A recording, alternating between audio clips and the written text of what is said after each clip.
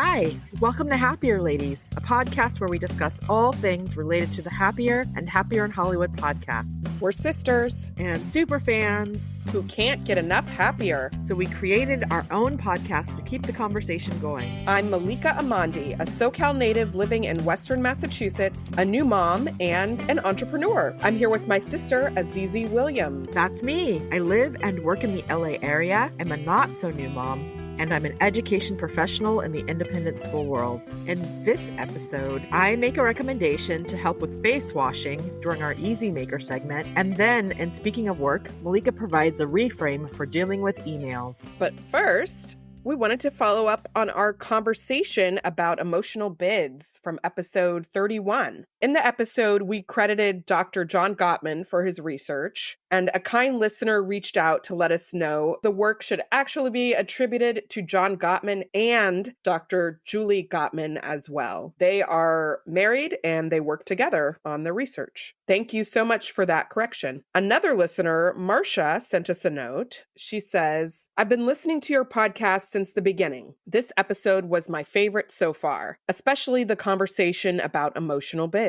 It is fun listening to the two of you, and I am finally beginning to distinguish your voices from one another. My husband has been retired for 6 years now, so we have lots of time together. Upon hearing this podcast, I realize I have been brushing off many of his emotional bids.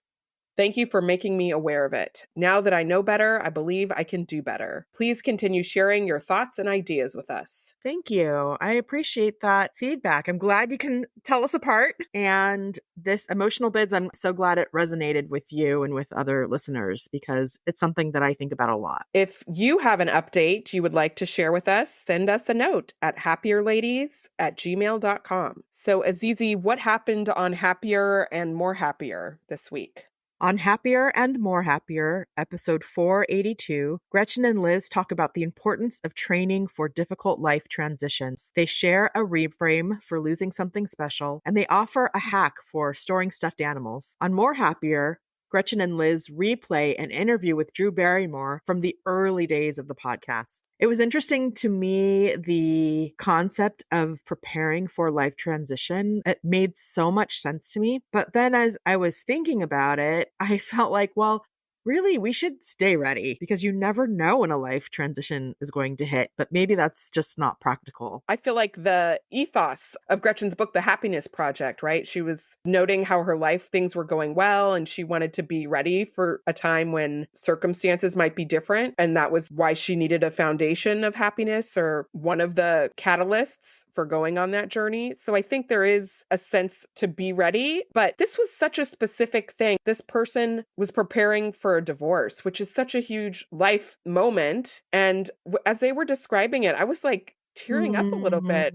Wow. I could just see it playing out in a movie, you know, somebody making plans for something that they know is going to happen, but the people around them don't know that it's going to happen. Maybe that's what it is. That's a lot of power and knowledge to hold. And that's such a big motivator to make these choices around working out or whatever. The specific transition is much more motivating than a kind of general be prepared. You're right. And I guess the difference also is that she knew it was coming versus something that happens by surprise where you don't know the specifics around what you need to do. When Gretchen was talking, I envisioned like a Rocky montage of someone like punching the bag and running up the stairs and, you know, like all the sweat and how she took it on as an opportunity to be the best person that she could be to weather this fight or this challenge was very inspiring. It reminds me of this movie called My Life Without Me. It stars Scott Speedman, who played Ben on Felicity. Oh, okay. The premise of the movie is that this woman gets a terminal cancer diagnosis and she's very young and she has young kids and she decides that she's not going to tell them. It's like a you have 2 months situation or something like that. And the course of the movie is her making plans on her family's behalf, planning for her life without her. And there's like a couple bucket list things that she does just for herself, but a lot of it is setting things up so that she imagines that her family will be able to go on without her. It's that knowledge of, you know, something is coming and you're doing things to make it smoother. When I was preparing for the role that I have now, I've talked about before how it was a very big role and it was new and I'd never done it before. And so I did think about the year before it as year zero. So in year zero,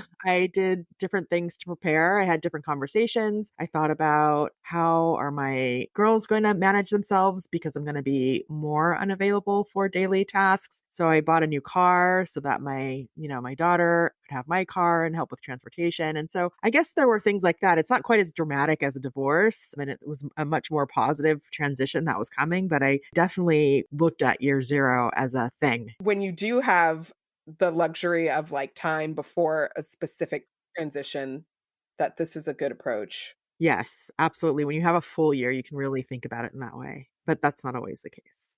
In the trend of just staying ready, that's one of the reasons that I really value therapy. That's kind of an anchor that I keep in my life so that it's there when I have hard times. Yeah. I use it in the good times and in the bad times. It's a thing that I don't have to figure out or scramble to find when it is tough.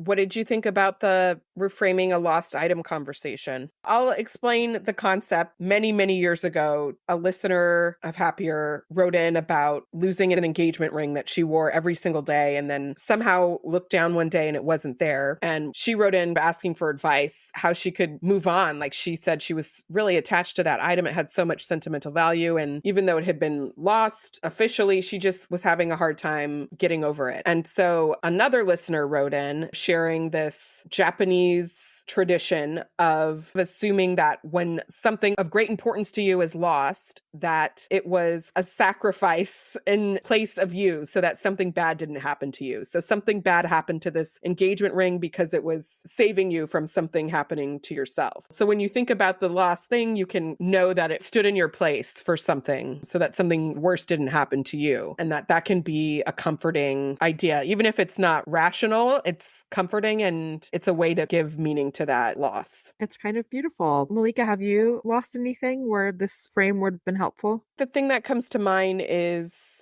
some jewelry that I got from our grandmother. When she passed away, she left both of us a little bit of jewelry, like a very small amount of rings, and we got to pick the ones that we wanted. There were these really beautiful silver rings. There were two that I had. I don't know if she got them from Africa. Like they were very unique, one-of-a-kind pieces. And at different times, I wore them like every single day. I wore one every single day and then I lost it. And then I wore the other one every single day for a good chunk of my 20s. I can totally relate to that idea of like you wear something every day and then all of a sudden you realize you don't have it on. It's just having no idea where it is. These are pieces that I didn't cry about or anything. I just kind of realized I don't know where they are. But I think in retrospect, it is nice to think about it in this frame instead of, oh, I was careless with one of the few heirlooms that we have. It's more of like, okay, I needed some kind of protection in that season of life. And so these rings stood in for me. You don't want to then have an excuse to be careless with your things, right? Like a little bit of sadness and,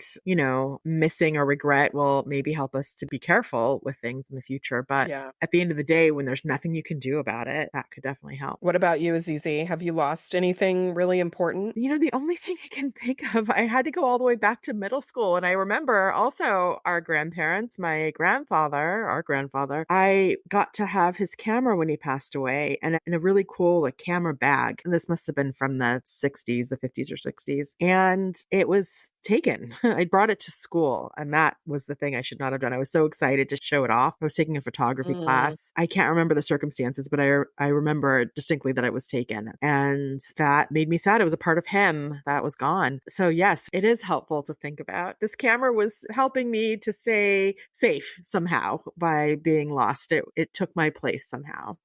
So, and more happier, I thought it was great that they replayed this episode. It was like going back in time and the topics that they discussed were still so interesting and relevant. It just goes to show that the topics that Gretchen and Liz raise are timeless. Yes.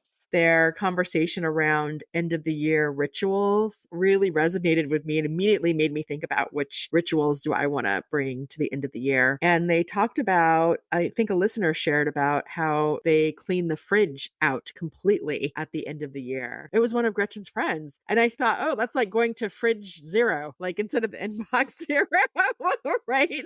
Yes. Like you're completely editing everything out, and how exhilarating and freeing that would be to have a point every year where you just get rid of everything and then you start over again. I had the opportunity to do this because we got a new refrigerator a few weeks ago. It wasn't the end of the year. There was no particular time relevance to it, but it was a big deal. It's a refrigerator and it's like a fancy one with a freezer on the bottom that you can open up and, you know, the two doors that swing out, and it feels very grown up. And we had to get rid of pretty much everything. I saved some of my condiments. Really? I saved my condiment dolly, the Lazy Susan that I talked about before, which is amazing. Then it was the perfect opportunity for me to put a little moment in the refrigerator. And I talked about this way back about having a goal of having something beautiful in the refrigerator. And so this was my chance. So I got a picture frame, I put a motivational message in there. I found some little fake flowers, like little cherry blossoms, and a little picture of a bird because soar is my word of the year. And I put it in the corner of our refrigerator. So now every time you open the refrigerator, there's this moment to take in. It's gorgeous. You Thank you. you have to put a picture on our Instagram. It's very beautiful. I'm curious, how is it practically now, a few weeks in, and like how is the rest of your family responding to it? The rest of my family gave me side eye, a little bit of like, what is this? What's going on? What is this ridiculousness? But they know me, so they allowed it to happen. I had no expectations about how long this was going to last. Even if it just lasted for a few days, it was exciting and exhilarating, and it added to the festivity of having a new refrigerator. But I find now that I kind of tend to it. When I open the fridge, if there's something kind of blocking it, I sort of rearrange things ever so slightly so that I can see the message that's there. So we'll see how long it lasts. It's not that important to me if it doesn't end up lasting, or if we need that space, for leftovers. Sure. But it's been a few weeks, it's still there. And I'm thinking about changing the motivational message out periodically so it kind of stays fresh that way. Well, gold star to you for making it happen. Thank you. It's a lot of fun. And, I'm a believer of those subliminal messages. They get in your head. Yeah. Even when you're thinking about ketchup, if you see a message that says it's not about perfection, it's about progress, that's going to stay with you. But now, Malika, I do want to go to refrigerator zero at the end of every year. I think that's a good goal. I don't know. There's something about starting the new year with new food. Are you going to spin down your fridge in December? That's what I was thinking. So you could count down the days, and maybe there's some other rituals about eating only things from the fridge, or, like there's a ritual around using up what you have as you prepare for the fridge zero holiday. Yeah. What happened on Happier in Hollywood, Malika? On Happier in Hollywood, episode 365, Liz and Sarah share a framework for thinking about how you handle stress. Liz discusses what it means to be on an upward spiral. Sarah gives her Happiness Project Revisited update, and they recommend charcuterie cups for parties. How did you relate to the stress frameworks, Azizi? It was a little bit stressful. It was hard for me to parse out who I am because I feel like context is so important to all of these things, and who you're dealing with, and is it at work or not at work. So it was hard to sort of reduce it down to this is how I handle stress. But as I thought about it, I think I tend to maybe at first implode, kind of go inward, get kind of quiet, and have some maybe not great strategies around negative self-talk when things are stressful.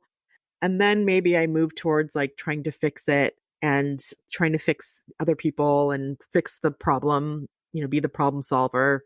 And then maybe there's a little bit of denying that looks like toxic positivity. But I have an issue with this thing, with this toxic positivity thing. I think I need to know more about it because I am genuinely an optimistic person. And that is my default. When I am back to who I am on a good day, it's optimistic. And Mm-hmm. so I tend to then, when I can land there, then it's a good thing. But I might get there too soon or without have fully processed, whatever difficult things or whatever stress triggers. So I don't know. What about you? I felt similarly to you, and I think to Liz and Sarah, that I could see most of these responses I've experienced at some time or another. Like, I don't think there was one dominant one. So I think it is very situation specific. I didn't have a lot to didn't have a lot to say about it. Yeah. Like, I love frameworks, but I didn't feel like it was super sharp, the delineations between these categories. Right. And I'm sure if we read the book, I'm sure we would get Absolutely. more insight. But in the shorthand, it wasn't so helpful to try to locate myself specifically. But I think it could be helpful to think about the different phases that I'm feeling in the moment. Like to label what's happening is helpful. Having language around feelings is important and helpful. And so when I'm under stress, if I'm thinking like, oh, this is me imploding, I should Hmm. Hmm. cut this out, or I should try to do this other thing, or this is me numbing, right? Like Oh, yes. I'm doing this so that I don't feel the pain, and maybe that's fine. Maybe in that moment it's important to numb, but to not stay there and to recognize what's happening is probably a good thing. Hearing you say that, I was like, "Oh, yeah, no, that's the one I usually do." That's You just needed you just needed me to say it. yeah, I numbed myself to forget. I mean, I think we all do in different ways and at different times. And so Yeah. it's important that it does not become a strategy forever that you are, that is unhealthy to deal with stress. And then that will help you to think about, like, I should get some other ways of dealing with this difficult thing. Yes.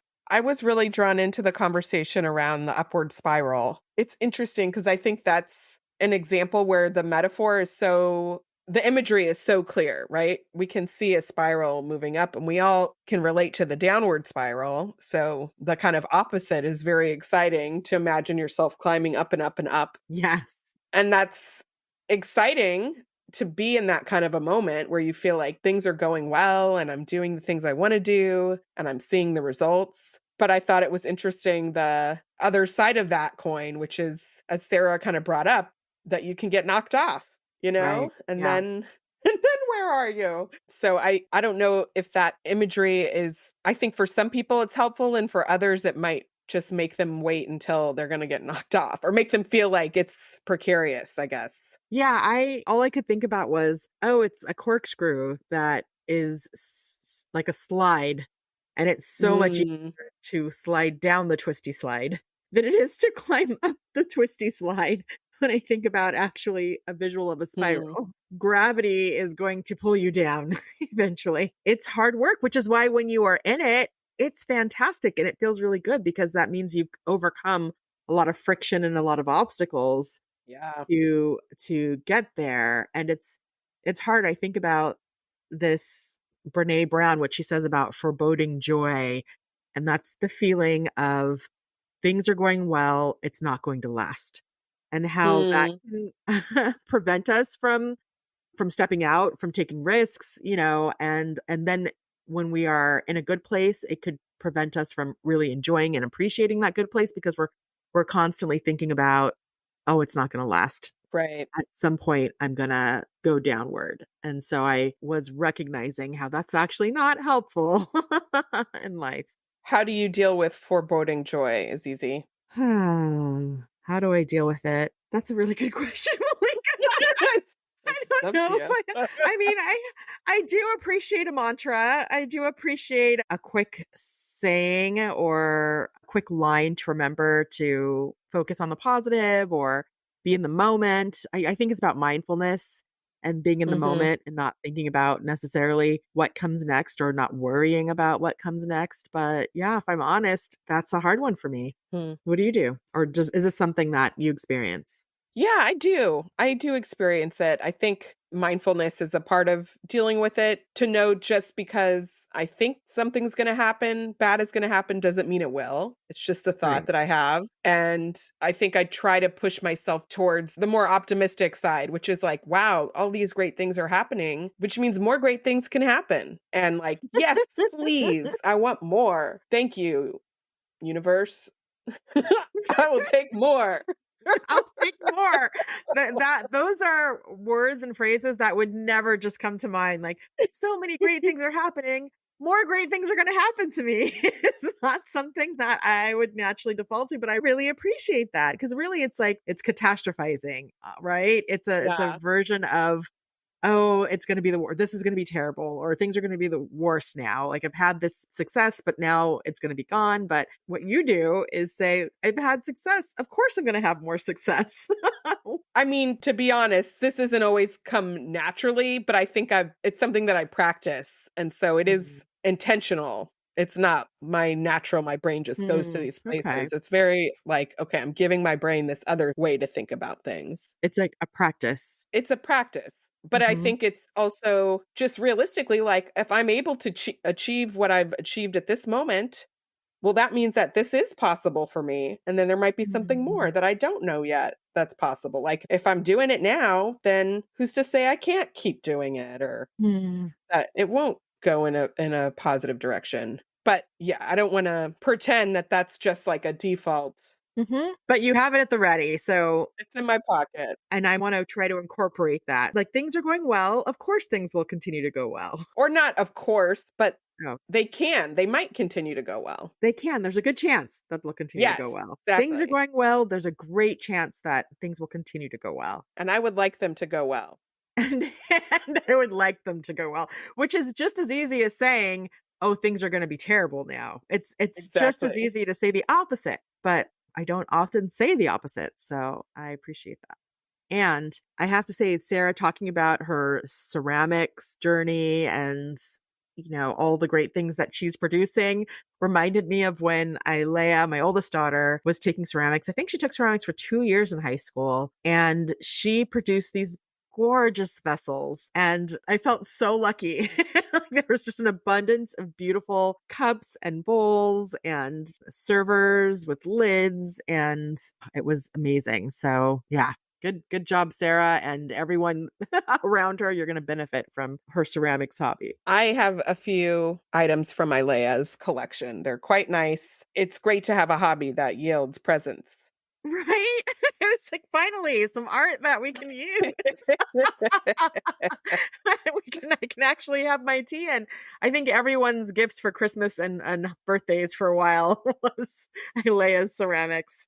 But luckily they're gorgeous. Yeah. All right, let's take a break. And when we get back, I'm gonna share a recommendation.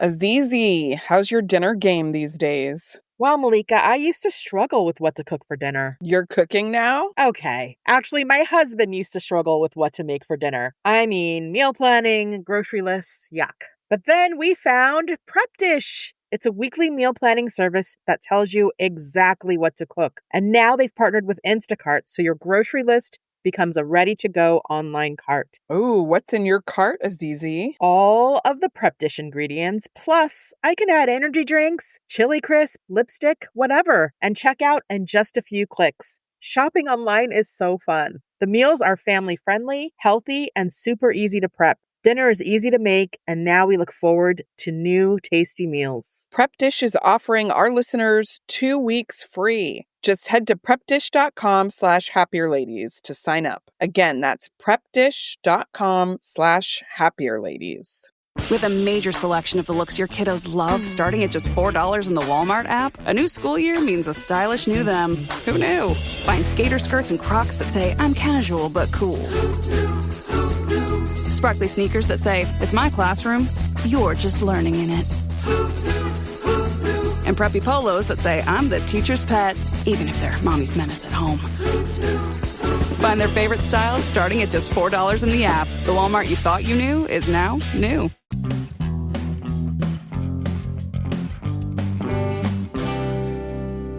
Okay, we're back with Easy Maker, where we recommend something that's making our lives easier. So, Azizi, recently you told me about a purchase that's improving your skincare routine.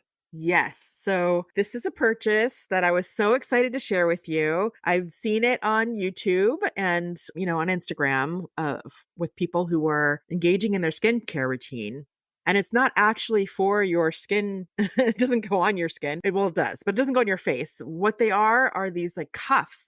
They kind of look like scrunchies, and they go around your wrists so that when you wash your face, the water doesn't go down your arm and get everything wet. So before you start your routine, you can put on your headband. If you have something to put your hair back, you put the cuffs around your wrists, and then you go about washing your face, and then you don't get everything all wet, just your face. You don't get your arms dripping wet. And yeah, it's just a much more pleasant way to wash your face. Zizi, how are you washing your face that everything gets all wet? I'm washing my face like a normal person. Like, you put your face down near the water in the sink, you splash water on your face to get it wet, and then you put the cleanser on, and you work the cleanser in the soap, and then you splash water on your face to get the soap off of your face. How are you washing your face, Malika? I do those steps, but I don't have this issue. I don't have dripping water everywhere. All right. So I'll turn on the water, I'll put my hands underneath, and then I get my hands wet and I bring my hands right to my face. But is there water in your hands? Yeah, but not like a whole puddle. Enough to get it wet, but it doesn't like, I'm imagining you have a tidal wave. That's not a tidal wave. But any amount of water in your hands is going to down your arms when you move your hands up then to your face to get it onto your face. This is not true. Definitely true. Okay. Somehow our techniques are different. I don't have the need for this product. I think you do. I think you're just not realizing how much drier you will be after using this product. And by the way, it's all over Amazon. It's only like $3. It's not a huge investment to make. And then it's like, I'm getting ready for skincare, like building on Sarah's skincare routine, journey. This is just another piece to add to it, to like enhance it, to make it even better. So, okay. Well, I guess the bottom line is you enjoy this product and it makes you happier. That's right. I do. Okay. I do. Although I think I need to experiment with some different ones. I think I need ones that are a little bit bigger. Like the ones that I got are a little thin. And so I want something that's even more absorbent and a little whiter. I've been looking at different ones online. Could it double as a scrunchie? Sure. Put it around on your hair. Wear it as a scrunchie if you want. It's multifaceted. But I'm curious about washing the face, because this is how I've washed my face forever. And that we have apparently differing techniques. And I'm curious to our listeners, am I doing this wrong? How are you washing your face? And I know that you can use a washcloth, and that's like a whole other route to take. And sometimes that happens. But you're supposed to take the water and splash it on your face to get or else you're not really getting the soap off. There's no supposed to. I think there's a right and a wrong way to do this, Malika. We all find our path. But I'm curious, when you are here, we will do a side by side in the bathroom. Okay. To observe. Let's do that. Yes. We'll have to take some video. There's different techniques. I'll study you carefully.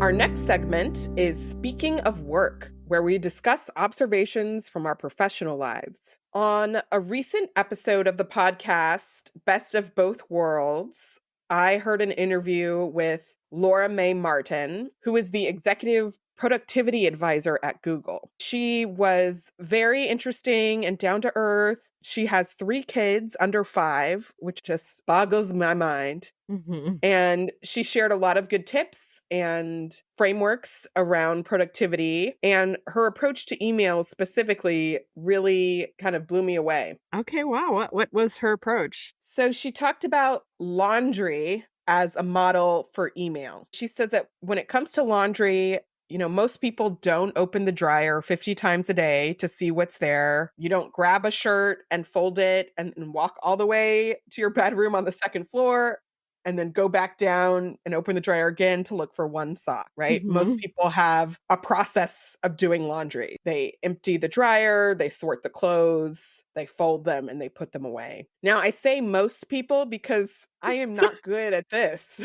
It turns out. We could just stop at the laundry part. Just laundry. Just how to do laundry. Yes. So I don't always do the laundry this way. Actually, I don't often do the laundry at all in my house. That's Norm's domain, but I can understand that most people don't do laundry this way. I understand why that's not efficient. Right. I do not do laundry this way. So where is the metaphor for email? All right. So she asserts that we should treat our email the way we treat laundry. In her paradigm, inbox zero doesn't mean that you have no emails. It means that you know the emails you have and what needs to be done with them. Inbox zero is the equivalent of emptying the dryer. And then sorting clothes into baskets would be sorting emails into a few folders. So she's not a fan of having tons of folders for everything, but just a few, like to read, to review, to respond. And so that would be your workflow. Like emails you need to read, you would put in a certain folder, things that need to be reviewed more deeply go in another one, and then things that need a response go in another one. So this is like empty, sort, fold is the kind of concept. So the goal is that you are not touching a single email more than 2 times. So the first time when you see it in your inbox, and then you do something with it right away into one of these folders, and then the next time you touch it, you are like taking an action on it. Wow. This is very different than my method, which is to do nothing. My method is to do nothing. What do you like about this method? It feels cleaner to me than, I think often any system feels cleaner than no system because I like clarity. It feels like, oh, wow. Every email that comes in, I know I can put it somewhere. She maintains that it lowers your mental load and kind of helps you know what and how much needs to be done instead of just having this looming thing of like, oh, I've got so much email, Yeah. or that you're trying to race. I feel like I'm trying to race my inbox, if that makes sense, before it fills up. And then I just let go at some point. And then the emails keep coming. So I'm intrigued by it. As you describe it, there is something about it that sounds lovely. My problem with my do nothing method is that I can't find things, or maybe I'll miss an email, Yeah. because I might get an avalanche one day pushing an important thing down to the bottom. And when you have so many emails, nothing is standing out. So Exactly. there is something that sounds intriguing about this. Are you going to try it? I have doubts about my ability to really follow through with it long term, but I don't know. Why do I think that about myself? I might be able to do it. So I think it's worth trying. I think this is a good time of the year because going into the summer, I think the email traffic will just be slower in general. So it is a good time to test something. And I think I'll have the space to kind of set up these folders in this way and really try to be disciplined about it. This is specifically thinking about my work email. I think my personal email is just too far. It's too far gone. Far gone. I don't know. I guess they could start something like this. I don't really think about my personal email in the same way, but my work email, I really want to stay on top of that in a more organized fashion. So yes, I will try it. I think there's hope for you. You're new at your work, so there probably aren't a million emails yet in your inbox. So thinking about this now and, over the summer when it's slower, setting up a system will help you start the new school year with a system in place, when did you start your new job? Was it at the start of the school year? It was last Oh, September.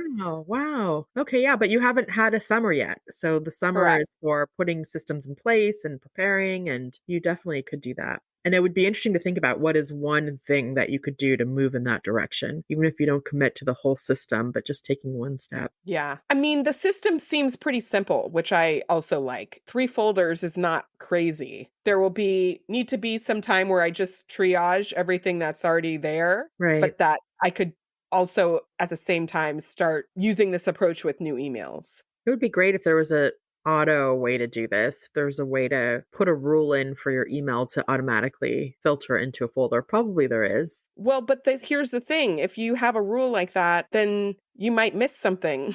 I think the point is that you actually take it out of the dryer and decide, what is this? I just want it to automatically be folded in my drawer. I don't want to have to look at it when I put it in the dryer.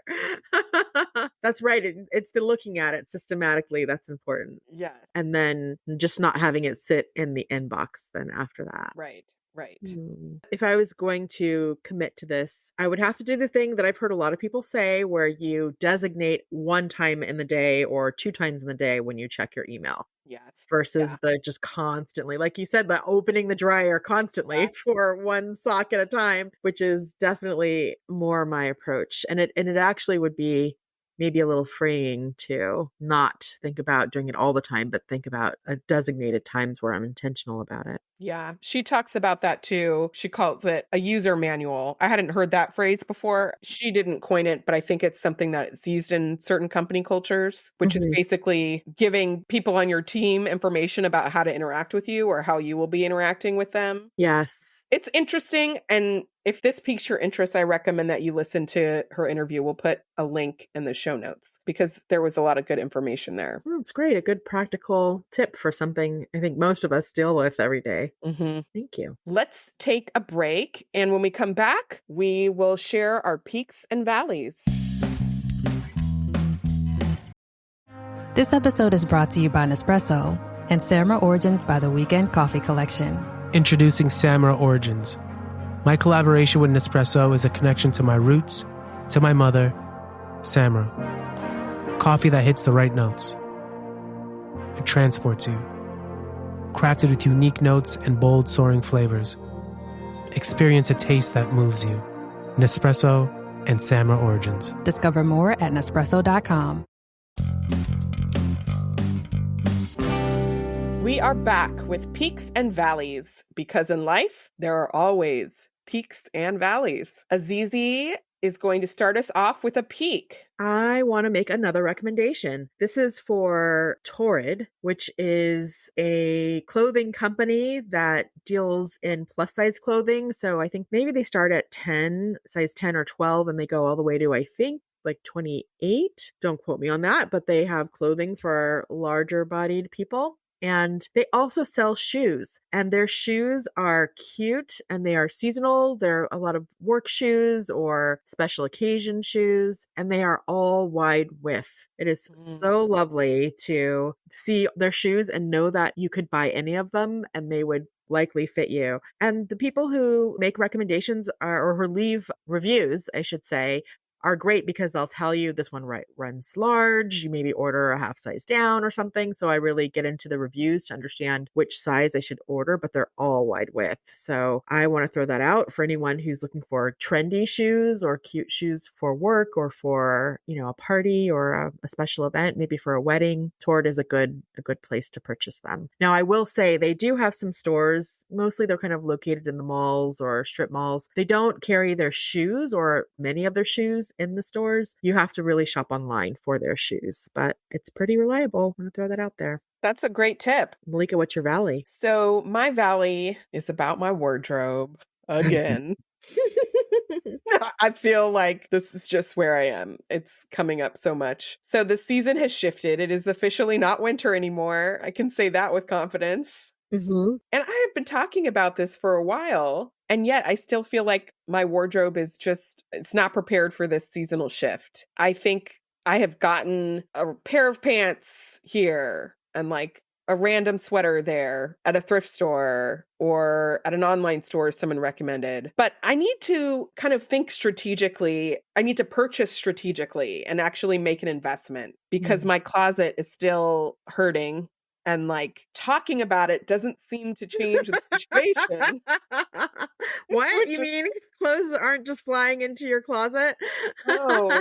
You talk about them? I understand that over time people build up a wardrobe that they like, right? Yeah. But I feel like I need a more dramatic solution, like to purchase a capsule wardrobe somehow, or just get lots of basics. As much as I've talked about this, I just haven't addressed it that my body has changed post having a baby and I've never really addressed that. So it makes sense that I would need to do like a wave a wand situation and try to just get a bunch of things in. But I think I've just never really done that in my life. Though we used to do that for like back to school shopping as kids, Yes, you needed to go summer shopping. Treat yourself like a toddler and go I need summer to go shopping. summer shopping like a child. Yes. And get several new outfits. You need your new summer shoes. Yeah. Yes. Nobody is doing it for me. No. and it hasn't happened.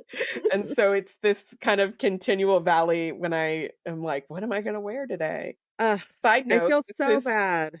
right. It's not, this is a, I guess, side peek, which is that most of the dresses that I have right now that I wear to work, they're from your collection, Azizi. And I get so many compliments on them. So people like your style, and I'm glad that those things work for me. This is why I feel so bad, because if I was there, we would be shopping so that we Yeah. can fix this problem. Also, I have a bag of clothes that I could give you right now in my garage because it's a constant revolving door of clothes that I'm kind of done with or, don't want to wear anymore. But I can't because you're all the way out there. That makes me so sad.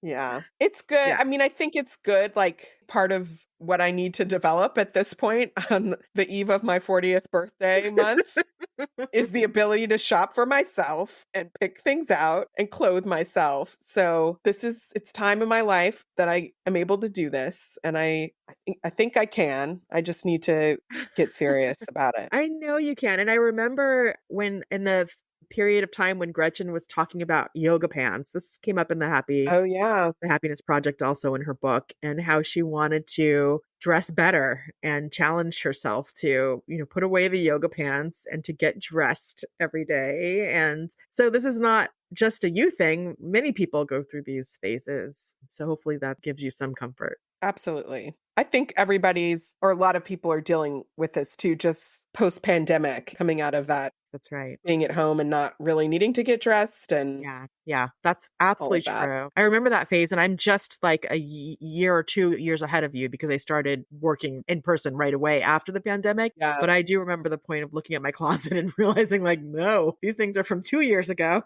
and no longer fit, and I have to do something about it. All right. Well, that brings us to the end. Azizi, let's leave on a happier thought. What are you going to try this week? I think I'm going to try the Malika face washing method that requires very little water on the hands, but still somehow gets the job done. I'm going to test this out. Just think hand to face and less about the water. And I promise you'll get the water, but it won't be so wet. We'll see. What about you, Malika? I'm going to try this email approach. Going to get in there, move some things around. All right. Report back. Thank you for listening to this episode. If you like us, rate, review, and tell a friend. And don't forget to follow us. Send us a message at happierladies@gmail.com and tell us something you liked about Happier and Happier in Hollywood this week. Our theme music was created by Wyatt Muncie. And we also want to give a very special shout out to Gretchen Rubin, Liz Kraft, and Sarah Fain for inspiring our conversation each week. You can find us on Instagram at happierladies and on the web at happierladies.com. You can find the show notes in the episode description. All right, Azizi, have a happier week. Have a happier week, Malika. Bye. Bye.